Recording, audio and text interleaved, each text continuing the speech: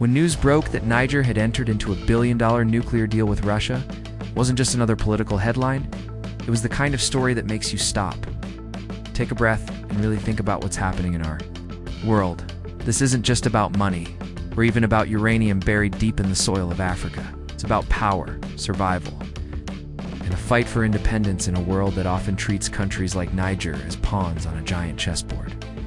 For decades, Niger's uranium has powered the lights of Europe, while much of the country itself remained in darkness.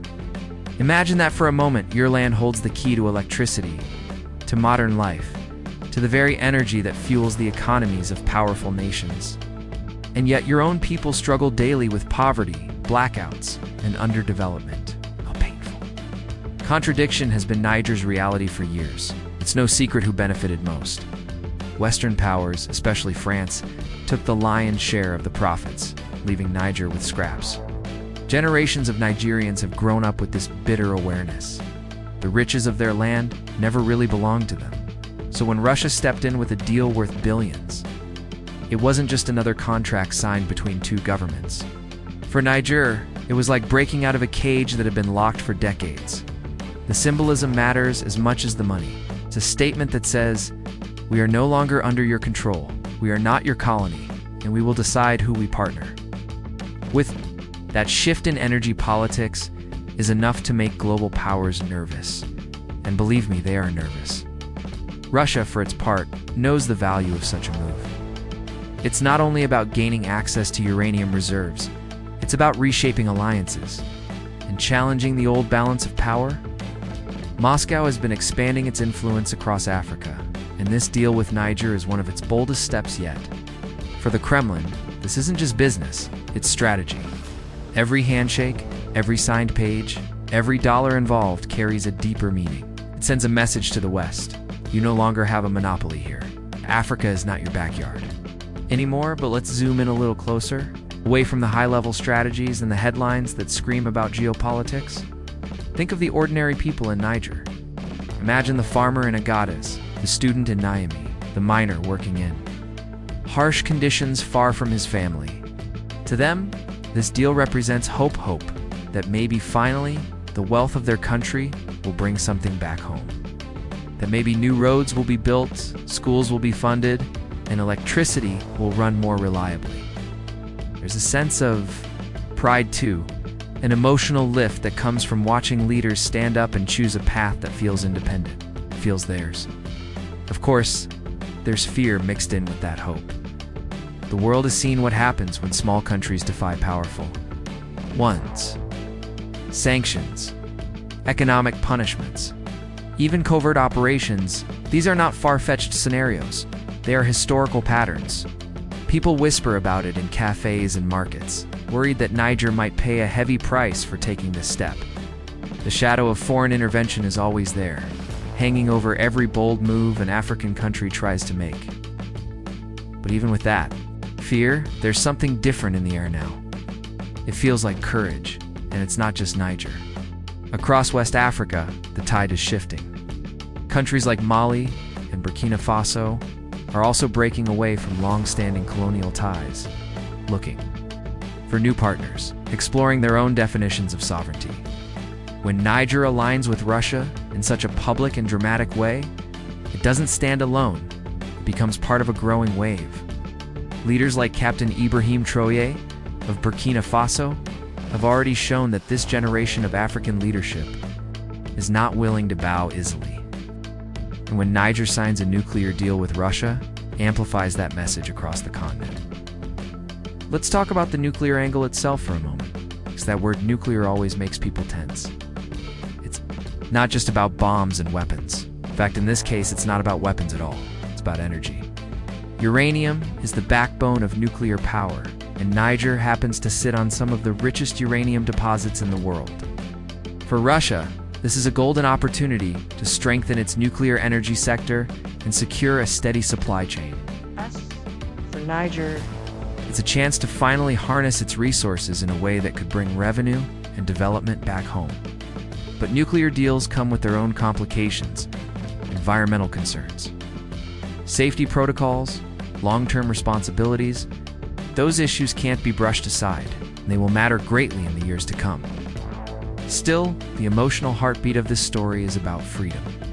For so long, African nations have been treated like sources of raw material: gold, oil, diamonds, uranium extracted and exported, while the people themselves remain stuck in cycles of poverty.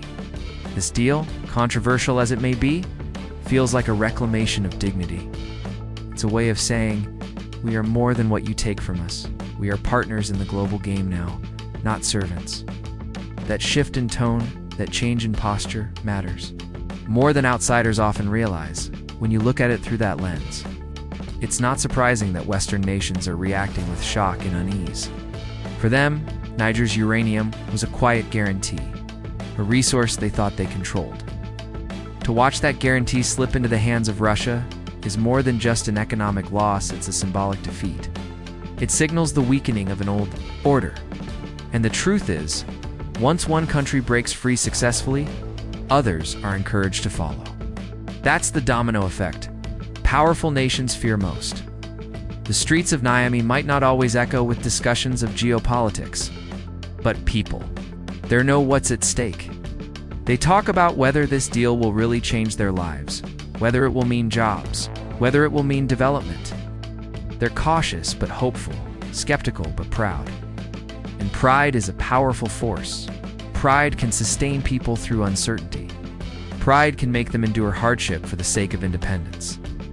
So when you strip away all the political jargon and the media noise, what you're left with is a story of a small nation daring to make a big choice.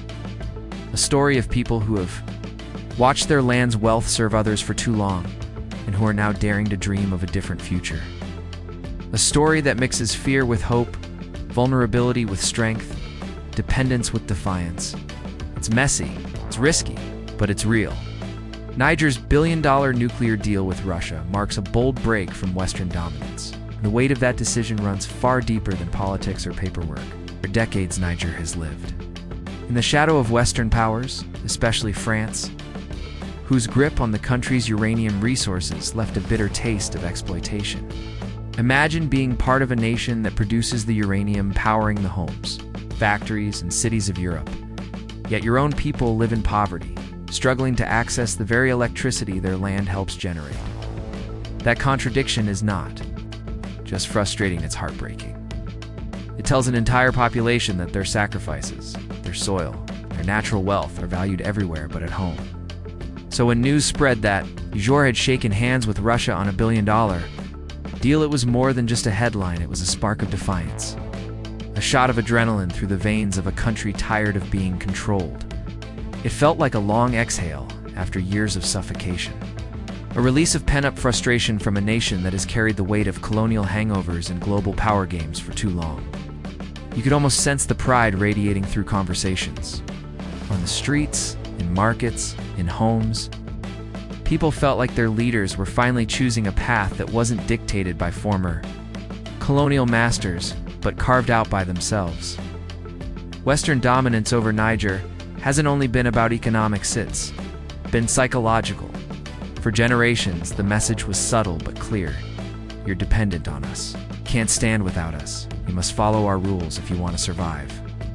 That kind of narrative seeps into the collective consciousness of a nation, creating doubt about independence, about strength, about the possibility of writing a different future. This deal with Russia disrupts that narrative in one bold stroke. It says, we have other choices.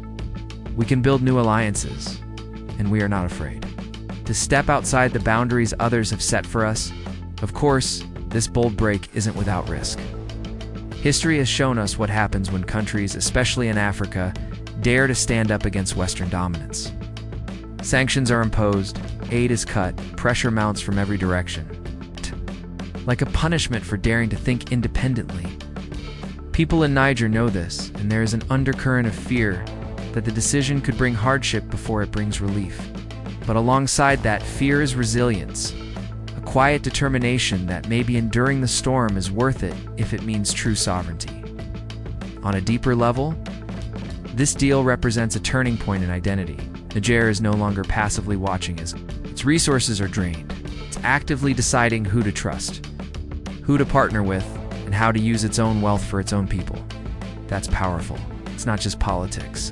It's about dignity, about reclaiming control over a story that has to often been written by outsiders. The emotional weight of that shift cannot be overstated. It's not just the leadership that feels, it's the ordinary citizen who finally sees their country moving with a sense of agency and courage.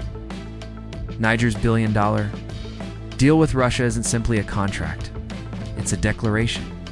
It's a signal to the world that the old era of dominance and exploitation is cracking, and something new is being born. Something rooted in pride, risk, and the dream of true independence. The deal symbolizes hope for Niger's independence and economic self-determination, and that hope feels like a deep breath after years of suffocation. For too long, Niger has carried the weight of being rich in resources, but poor in opportunity. Its uranium has fueled the development of powerful nations. Its land has been mined for wealth that rarely circled back to the people, and its leaders often operated under the shadow of foreign influence. The result has been a country where ordinary citizens are left asking why their soil makes others rich, while they themselves struggle to light their own homes. That question is more than economic odds emotional, a wound that has been passed down through generations. This deal with Russia, though complex and controversial, feels like a spark of possibility in that long darkness. It represents a chance for Niger to claim ownership over its destiny, to say for once that the wealth under its feet will serve its own people first. Independence isn't just about waving a flag or holding an election. It's about deciding where your resources go, who you partner with, and how you use your own power. For Niger, this deal feels like the beginning of that kind of independence. One rooted not in words, but in action. There's a wave of pride in that idea. Pride that resonates with the farmer in the countryside and the young student in the capital, who dreams of a future with more opportunities. The thought that the billions generated from uranium could build schools, fund hospitals, improve infrastructure, and provide stable electricity. It's more than just economics.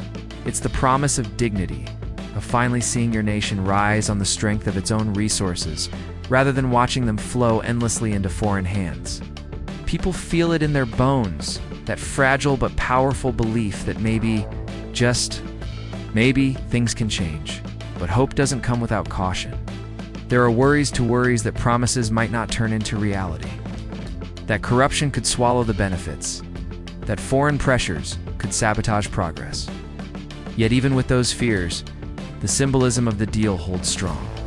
It tells the people of Niger that their leaders are willing to step outside the shadows of dependency, that they are at least trying to rewrite the script that has kept the country stuck for so long.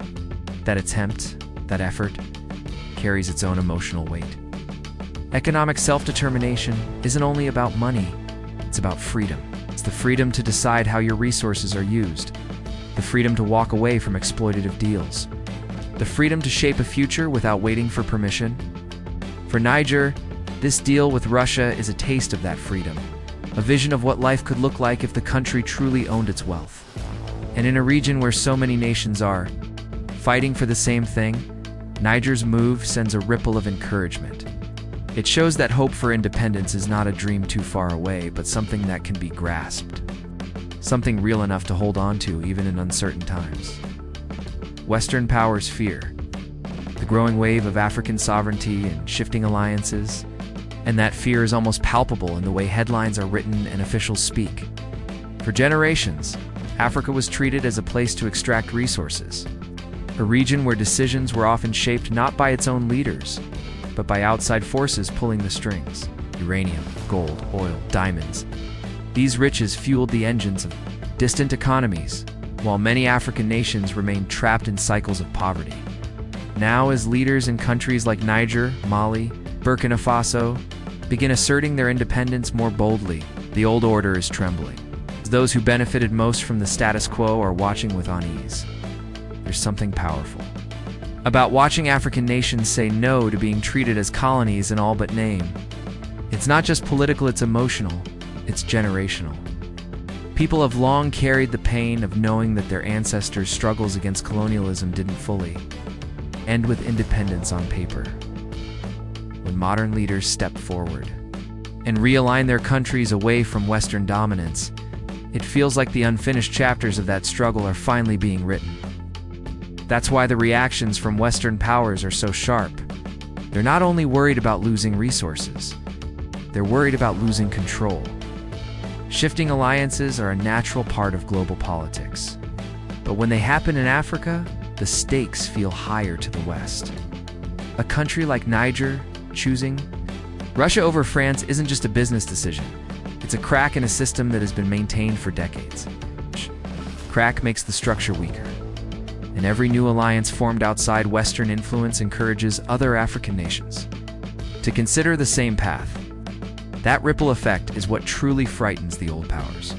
It's the idea that they might no longer be the default partners. They might actually have to compete fairly for influence and access. For the people of Africa, these shifts feel like long overdue justice. There's a sense of pride, of standing taller, of finally having leaders who aren't afraid to push back. Of course, pride alone doesn't fill stomachs or build roads, but it does fuel resilience. It gives people the strength to endure the turbulence that often comes with bold decisions. And make no mistake, the turbulence is real. Sanctions, trade restrictions, threats of isolation. These tools have been used before to punish countries that dare to break away. Yet the growing wave of sovereignty suggests that more and more African nations are willing to face that storm if it means they can control their own destinies. Western powers fear this wave not only because of lost economic interests, but because it challenges the very narrative they've upheld for decades, that Africa needs them more than they need Africa. The reality unfolding now tells a different story. It shows an Africa willing to choose its partners, willing to rewrite its role on the global stage, and willing to endure hardship for the sake of sovereignty. That kind of determination cannot be easily stopped, and it is exactly what shakes the confidence of those who once believed Africa would always remain in their shadow. If you've made it this far, it means you care about the hidden truths shaping our world. Stories like this don't just inform you, they give you power, perspective, and a voice in a conversation that most people are never even invited to. If you want to stay ahead, if you want to be part of a community that refuses to accept surface-level narratives, then this is your place. Subscribe now so you never miss what others will only discover when it's too late. Hit that like button if you believe Africa deserves true independence, and drop your thoughts in the comments. I want to hear your voice, your perspective, your fire. Together, we're building more than an audience. We're building awareness, and awareness is where real change begins.